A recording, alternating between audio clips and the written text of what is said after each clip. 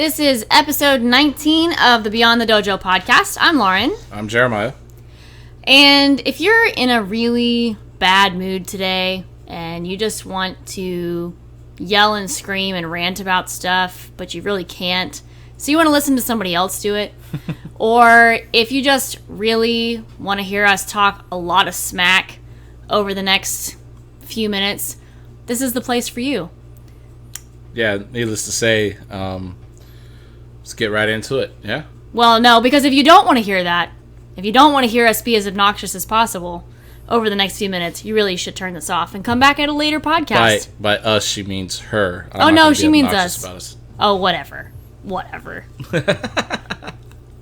Okay, so we shall begin. It starts with me, so I guess I'll tell my part first. Yes. So it's really weird the way that business works, because in my experience over the past 3 years of running our dojo, or even my training business, I will hear from no one for a month at a time.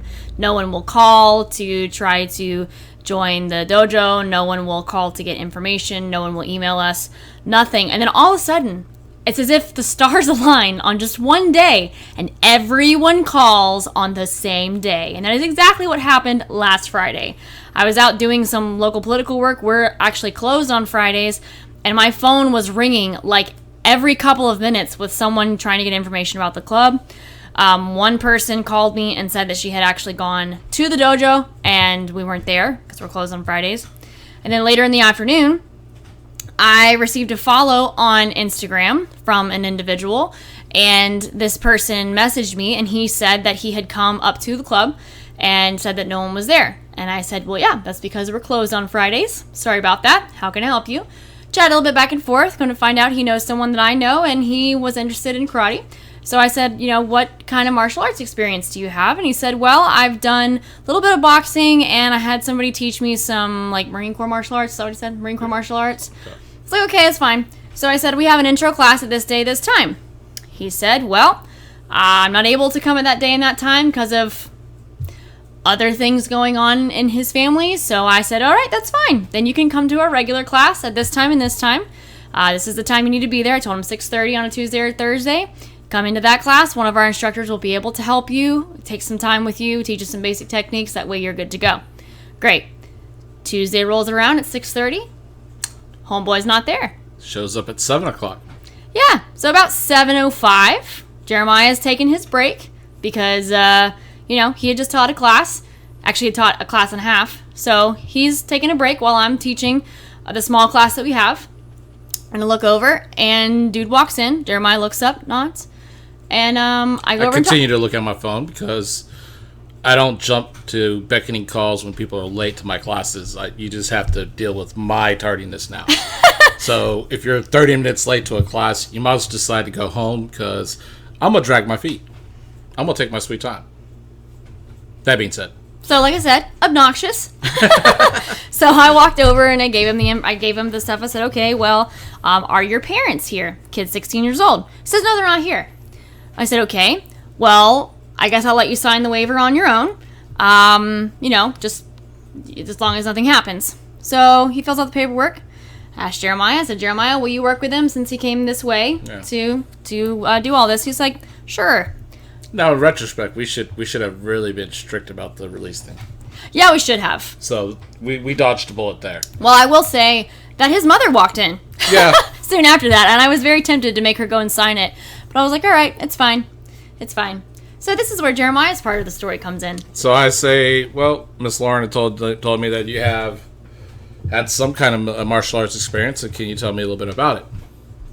He says, well, yeah, a guy that I know, grandfather was in the military, and his great nephew was also in the military, and they taught me once or twice the Marine Corps martial arts. Oh, I didn't realize it was that far removed. Okay. Yes. So basically, he showed at some dude's garage and did some karate stuff. Mm-hmm. I'm cool with that. Mm-hmm. Anywhere to get your foot wet. Yep.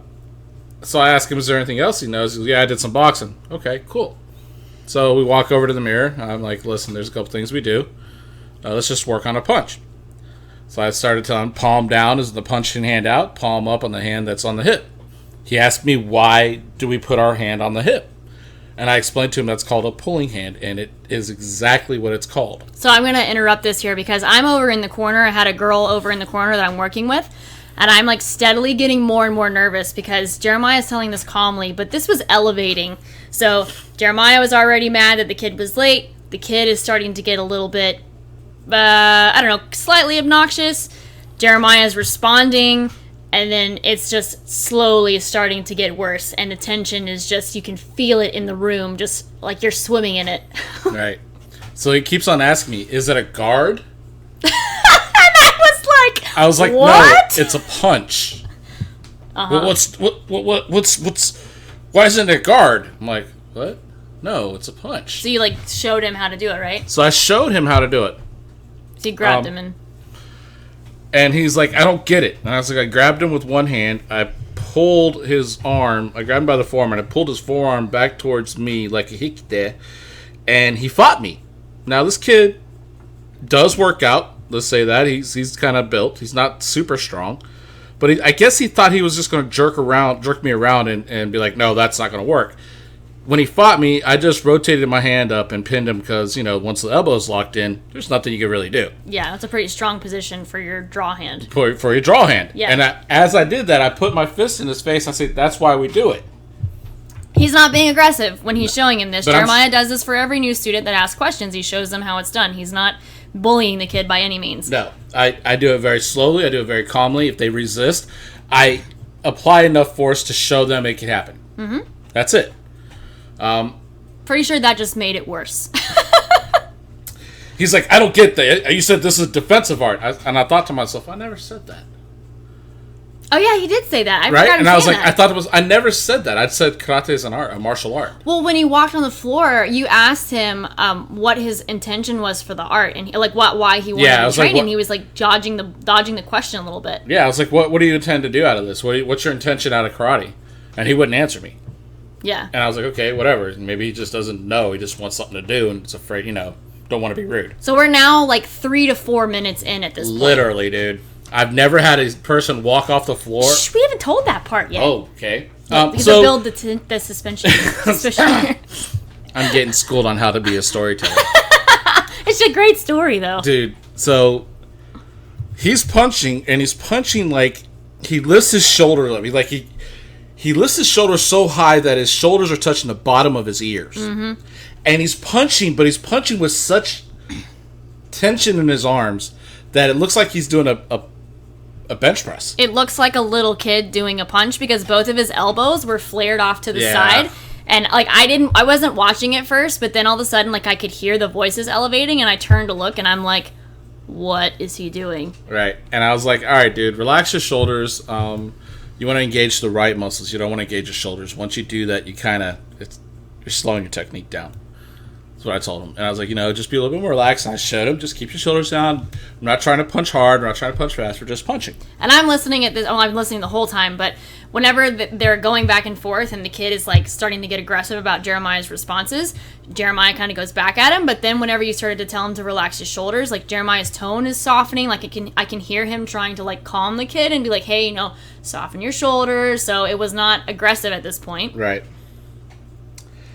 And I was like, all right. He doesn't really want to figure out that he's punching wrong. It's the first class. He got one hand out, one back. I'm good. Mm-hmm. Whatever. Let's move on to the next technique. Mm-hmm. The next technique is up block. I go to show him the up block, and he stares at me like, what the heck are you doing? I said, this is an up block, and it's used to cover our face, and we block with this in our forearm, and I'm kind of trying to show him.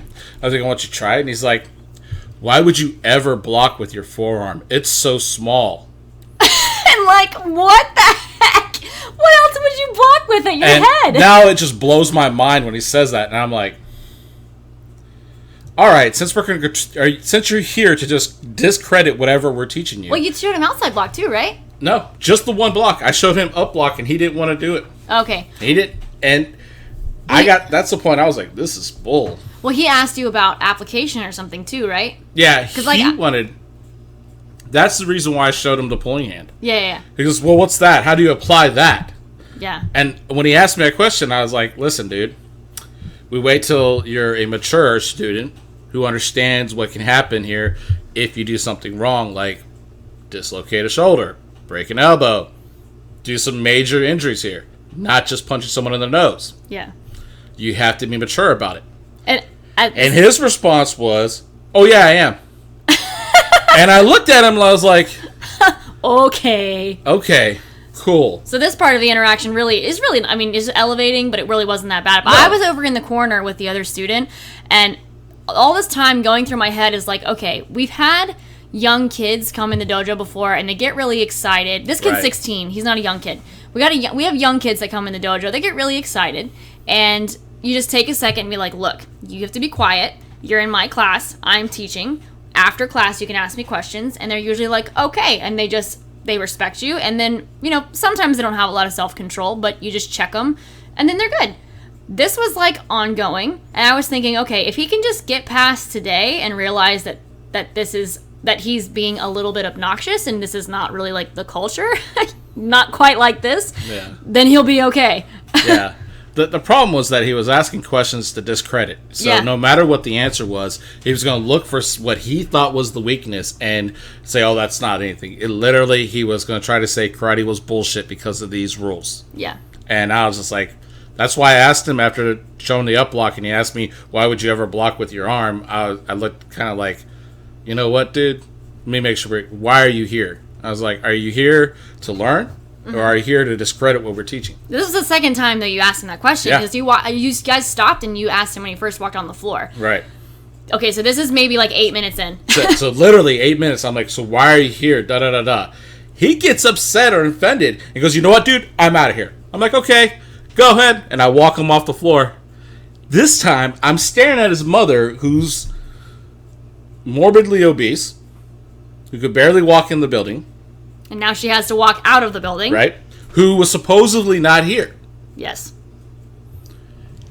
And he's like, and he walks off, and he's being a little jerk about something and being a little smart ass like a 16-year-old kid. As long as he left the building, I don't care.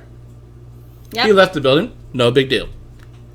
Your turn. Yeah. So we were like kind of shaky because we were really, really mad. And I looked at the student that I was working with, and I was like, I kept telling her I was distracted, and I told her finally, I'm like, I'm really sorry. That's why I was distracted, because I was listening the whole time to what was happening. This has never happened to us before. I never had anybody leave the floor after teaching them a punch. Dude. That's all we covered. Yeah, that's like... It took us 10 minutes because he was like, it's not going to work. It's not this. It's not... I'm like, dude. Dude, and like asking... Like, we have the type of dojo where we want people to ask questions. Absolutely. We want to make sure that things are clear. But that is not what was happening here. No, he was asking to discredit. You know those kind of questions. Anybody that's taught karate before, you know there's questions like that. It's expected. But you have to draw the line. You know, you're not going to be this basically a punching bag, you know, so that somebody could walk away and go, oh, my ego's better because I, mentally beat them in their martial art. Yeah, and this the other thing, too, is like, so we have taught students who have like behavioral disabilities or behavioral deficiencies, and their parents warn us of that when they come in. This was something totally other. We've also worked with people who have like mental disorders. Listen, we have students who can't go to public school. Yeah. Because of violent outbreaks. Never once have they ever done something like that to either one of us. Mm-hmm. I've had students who were so bad off ADD, ADHD, and in the autistic spectrum that his parents never thought that he would be able to drive. Mm-hmm. At the age of 18, he got his driver's license. Yeah. So I know that I'm not being out of line when I expect someone to do something I ask them to do. Yeah, we have multiple students in our dojo who have been like seriously abused as young children, who have like some major anxiety, that are able to hop in line and do what we ask. We've had students with Down syndrome, on the autistic spectrum. This has literally never happened before. And that's why this is like such a big deal. It's like, this kid is nothing but entitled. Yeah. He is an entitled little brat. And if he listens to this, well, you're an entitled little brat. I'm sure he won't, but I'm just saying. Hey, but I doubt it because, Yeah, so it gets better.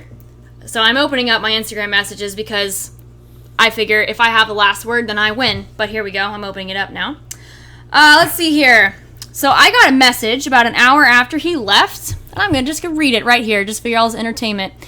Hi, Miss Lauren. It was nice meeting you, and I thank you for your hospitality, but there is something you should know. I wasn't honest with you. When I was around 7, there was a series of traumatic events that happened to me, and a lot of people I loved the most were almost hurt. So I vowed to never let that happen again. Since then, I've been in various martial arts and fight training to protect them, such as boxing, Muay Thai, Krav Maga, Aikido, Judo, and weapon training with bow staffs and eskrima sticks. So because of that, age of 16. So because of that, and because I can lift more than most grown men, I've never lost a fight. My point is that you can tell your pig of a friend that he is literally an ignorant fool that has too much of a superiority complex and doesn't deserve to teach anyone, and 2, I don't care what color or rank his little belt is, at the end of the day, I would still beat him in a pulp. That's what he said, in a pulp.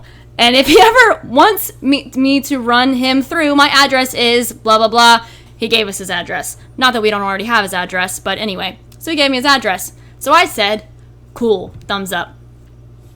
Totally wish I would have left it at that, because it would have been pretty hilarious. But that would have actually been like the best mic drop. But anyway, he responds, I'm dead serious. So this is what I say, because I always have to be the teacher here. That's actually my spiritual gift, is I'm a teacher.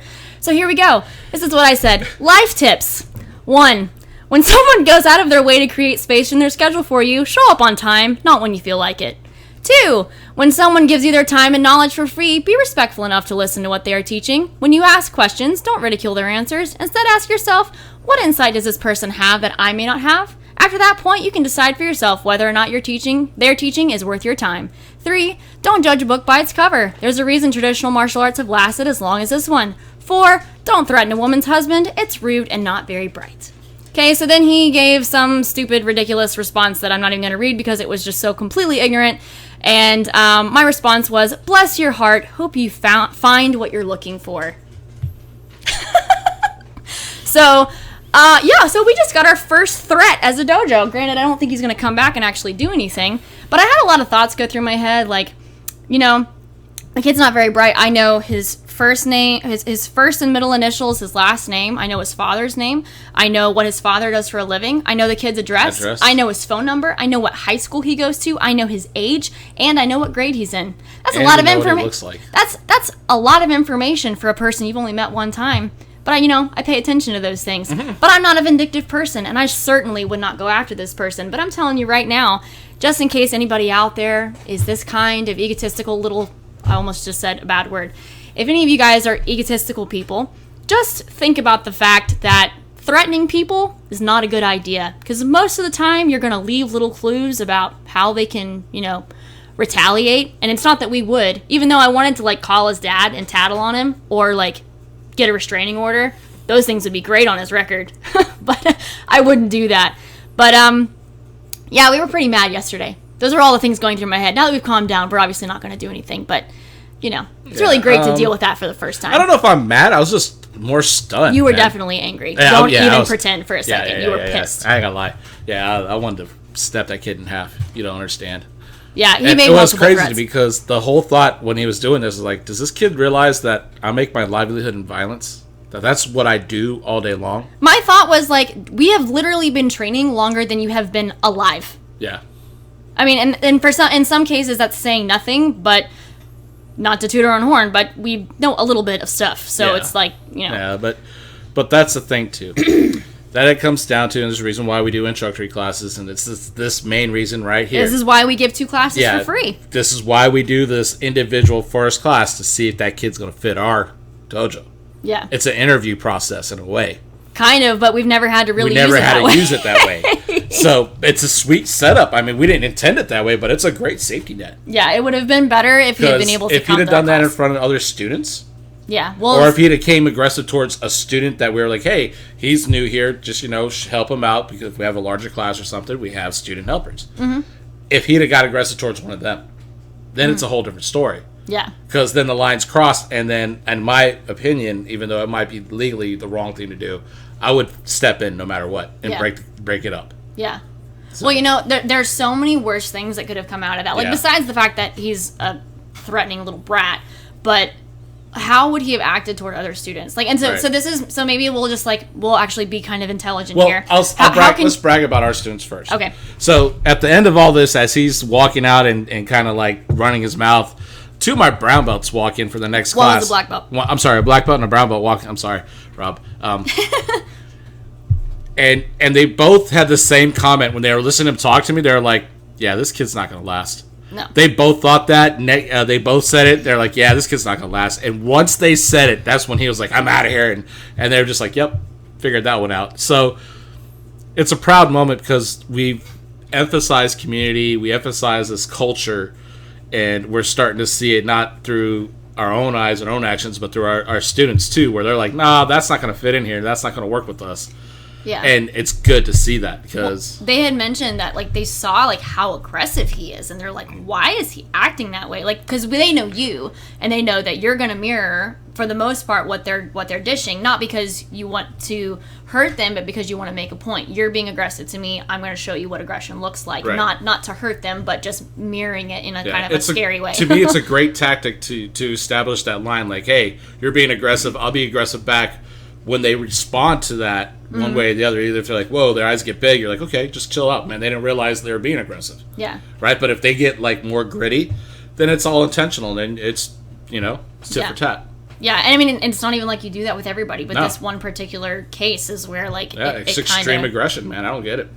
So, one thought, I mean, we've never encountered this before, so this was kind of a teaching moment for us, even though we were flipping angry as I was like shaking yesterday, and the kid had messaged me, and Jeremiah's teaching the last class, and I'm like in the back room like reading these messages and like trying not to break my phone in half, but this was, like you said, it was a good screening process, because what if this kid had come into our regular classes, right. and what if he had been partnered up with somebody else? What if this had turned into something major? This kid has obviously got some kind of a complex. Like, what if he had gotten aggressive toward other students? Or what if it had gone worse and he started to threaten, like, the dojo or something? What if it got worse and one of our smart-ass students popped off on him and started talking shit to him? Yeah, then what happens? What, they started, like, that fighting? That could totally happen with our group. Yeah, I mean, and our kids aren't aggressive. They really aren't. We have really well-behaved and very a respectful group of students. But they do mirror us in one way. Once that line is crossed, they're like, they're on it, boy. Well, in a lot, I guess maybe in some cases, but they're not as verbal as we are. But we're teachers, and that's our job, is to be more verbal about it. But guys, it was just like, it was unreal. Like I've heard, so we love watching McDojo Life and their posts and stuff, and we see these dojos that have people walk in and they like make threats to the instructor, or they say they're gonna beat them up and whatever. I have never, ever, ever experienced this before. I have never seen it. I have never been a part of it. I've never seen anything like this. Literally, we've only been open for 3 years, but I've been training for 17. I have never in 17 years ever seen anything like this before, especially not from a teenager. I mean, usually you see it from people who are like have mental issues. And the astonishing thing was his mother was just like so placid, so like just did what he wanted. He did whatever he wanted, stormed out, and she just got up and drove him away. They drove all that way. I'm telling you right now, if it was my kid, I'd have been like, you turn your ass around and get back on that floor, because you ain't leaving until this class is done. I don't give a crap what your attitude is. I ain't wasting my time. Sorry. Yeah, but see, that's the difference is since we'd be parents like that, we wouldn't have that issue. Yeah, I know. They would establish that early in life. Yeah. So. Anyway. Do we get all of our aggression out? So since we got all that angst out of us, let's talk about some good stuff. What are some good things? Do you want to talk about seminar, or do you want to do that separately? Let's do that separately. Okay. Never mind. We got a whole talk. I got vetoed. Well, we were gonna have a different discussion, but this happened. No, she's trying to make it nice. No, we were gonna have a different discussion. Basically, she vetoed me. We were gonna have a different discussion. She has her handle removed now. He won't stop talking, and I'm trying to talk, and you can't hear both of us at the same time. We were gonna have a different discussion, but then this happened, and I was like, hey, let's go ahead and talk about it and give everybody a real kick. A little kick out of or show everybody how obnoxious we are. It was like the modern version of the old school like stories where you hear guys go to the dojos and challenge the sensei. Oh, I'll challenge you to a fight, that kind of crap. But it's like the modern passive aggressive bull crap kind of way. I will say this. So we live in Florida, and we're in the South, so people carry. We didn't have any guns in the building, but no, Rob was there. Oh, well, maybe not. Anyway, as far as we know, there were no guns in the building. Oh, no, he had a ski, though. But still, to go anywhere and act in that way, like, it was just the most, we're always looking for, like, how can we make ourselves as safe as possible? How can we give out as little information about ourselves as possible? How can we make sure that we are not in the wrong place at the wrong time? How can we make sure that we approach people with, how do we make good sure we feelings? don't bring the wrong kind of attention to us? Yeah. So to see someone who did the exact opposite, to realize like he was, well, there were a lot of people in the building who could have beat his ass, so he was in danger. But still, like, what if somebody was crazy? What if we were crazy? What if we were crazy people? And he said that to us. It's like, I don't know. Just to me, it's a big safety thing. It's like, God, that's so crazy. I'm still crazy. I'm just old now. So if you'd have caught me in my 20s, I'd be in jail right now. Yeah, it was really like we were actually very calm right now explaining this versus what it was yesterday. I'd I mean, been in jail for sure. It was something. Okay, anyway. Thank God for maturity and age, huh? Yeah, I was very, very glad of that at that point. I was just staring over there, like, thinking, please, God, don't let Jeremiah cuss him out and don't let him break him in half. Because when you grabbed his arm, I totally thought you were going to rip it off his shoulders. I'm like, oh my God, here we go. Nah, it's too easy. Okay, so what you working on? So we've been working a little bit on Sochin. Mm-hmm. And I can't relax enough to get into the right height or depth of the stance. Mm-hmm. I've been corrected on that, so I've been trying to figure out what the right feeling of the stance is, and I was told that Hangetsu is the complete opposite feeling, mm-hmm. which makes sense. So I decided to work on the Hangetsu stance and the kata, mm-hmm. and try to contrast the two. Gotcha. Plus, I'm still working on side snap. Mm-hmm. I think I'm getting a little bit of traction. Starting to feel it. I know when I'm too stiff. I know when I'm too engaged in my kick and leg, and I know when it feels right when I'm relaxed. So yeah, it's nice. The stretching's helping out a lot. Yeah. How about you? So my big thing this week was whenever I'm still working on Sochin. When I do a lot of the turns, or any steps or any turns in Fudarachi, my back knee like really caves in, and if it's not like held in place like it would be in a normal kibidachi, then you're not really controlling the stance. So the first thing I did last week was I actually got we have these really long circle bands. I think they're like 42-inch bands from maybe like Power Systems or something. I doubled up the band and put it around my kneecaps. So I was in a horse stance. I was able to get into a full horse stance with the band on, but it was just enough tension that I'm having to push against it. And then I was practicing rotating my trunk. So hips can only go so far, rotating the shoulders the rest of the way, but trying to rotate to the point that I started to get almost like a cramp in my hip from the external rotation, but not quick, so that I didn't, cause any damage or anything. So just working on that control in the abductors of the hip, and then after doing that a bunch, like doing some of the moves in Sochin with the band on, and then taking the band off. That way I had that feeling in my hip of what it's like to control that back leg so that it doesn't fall inward. And I actually I've lately been putting the stuff that I'm working on in my Facebook and Instagram stories. So if you're on there, you can see that usually on Mondays. But I've showed the difference between last week and this week, and it was a stark difference. I mean, you don't usually make this big of changes that quick, but I was very happy with that. Like a very crisp, clean finish to the stance into the elbow strike. Like I was pretty proud of myself. So that's been the thing I've been working on. So if your back knee falls in Sochin, Dutch, you should put a big band around your knees and walk around like a big dork. Fudo dachi. It's the same thing. No, it's not. It's just Fudo. Sochin dachi. Sochin's the name of the kata. Fudo's the But some people call it Sochin dachi. They're illiterate. If you call it Sochin dachi, send us a message, because I usually call it Fudo dachi, but it's both. It's Fudo dachi. Fudo dachi is, but literally it covers dachi a bunch of is different stance. things. I know. They call Hangetsu dachi? Because Sanchin dachi and Hangetsu dachi have a different size and length. I've heard it called both Fudo dachi and Sochin dachi. No. I have heard it. You can't say that I haven't heard it. I'm sorry that you had your ears tainted, but it's wrong. Okay. Well, you guys have a great week, and hopefully we did not dull your spirits too much with all of our insanity. You're not alone. We get idiots too. Yeah. Apparently we do. We're not going to go beat him up. Don't worry about it. Nah. We should, though. I mean, we won't. I mean, we're not going to do that. We know some people that know some people, though. Maybe. I know where he lives. Just kidding. Bye.